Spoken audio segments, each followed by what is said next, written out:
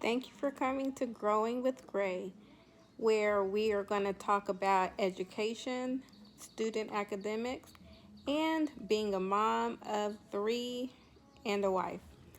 Okay, so what we're going to do today is I'm going to come to you with some articles I came across. These articles have to do with student. I'm sorry. That's one of the three. That's one of the three I'm holding. But I came across an article in Edutopia, and that is a wonderful website for you teachers out there that like to read up and stay on top of your professional development.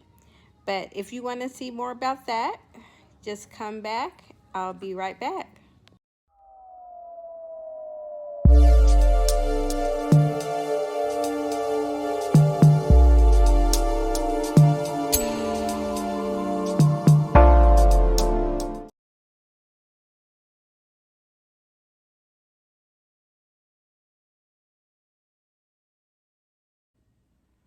Okay, I'm back. Thank you for joining and tuning back in. So, what we're going to talk about is the Edutopia article that I was referencing before I stepped away for a second. But in this article, it talks about how to not just give students an answer, but productive struggle is good. Productive struggle is good for students to help them to gain that independence and not really just wait for the answer. Because a lot of times teachers like to give answers, they don't like to process and let the student just literally process and think about what they're about to do. Remember, productive struggle is something that is something that students do, and it's okay for them to do that. We can't give the answer to every student all the time and expect them to perform when we need them to perform if the answer is given to them every time. It's good to let them struggle a little bit so they can gain some insight and feel like, oh, I did it. I can do something. So they need to have that feeling instead of the feeling of, oh, I'm going to get the answer. Someone's going to give it to me. We don't want that feeling to happen. Okay.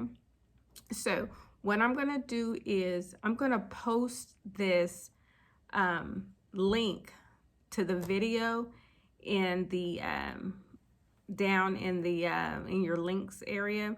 So I'm going to post it there, and then you can go ahead and go in and see what's the good and the bad. Well, really no bad, all good. Productive struggle is good. I know sometimes as parents and teachers, if you're at home with your student working on homework, let's say, and you think, man, did the teacher teach this? My child doesn't know anything. But that's some of that productive struggle sitting in. Because as a parent, we love our children. The teachers love your children too. But as a parent, you're like, oh, I want to give them the answer. They're over here crying or banging their head or, doing what they do. But it's okay because we can give them that struggle. All struggle isn't bad struggle. It's kind of like a game, like a football game, let's say. If your player is struggling with making or breaking a tackle or making a touchdown, eventually they're going to get it. They have to practice that. They have to practice and feel a little bit of struggle before they can get it. So in that article, it talks about that. It talks about how that is good for students to have that. When you give them problems, like in reading, let's say, because reading is a big struggle for many students because reading is thinking. So you have to think when you're reading. You can't just read a word and think, oh, I know what's going on. I understand what I'm doing.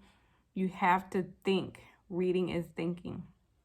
So you have to think about it. Just don't read it and assume what's happening, okay? You have to think about it and put everything in perspective. Okay, that's really what it is. So what I'm going to do is I'm going to, since I'm a lifelong learner and I'm learning everything, I'm going to figure out how to put this link into the box at the bottom, I think is where it is, or on the side somewhere. But what you're going to do is, and you can go to edutopia.org also and look at all those videos. If there's any teachers watching, you know, Edutopia is a very good resource, like I stated, for professional development and just knowing the ins and outs. And it's just good to know for your purpose and to teach your students better. Don't forget to like, subscribe, and comment on this video. Thank you.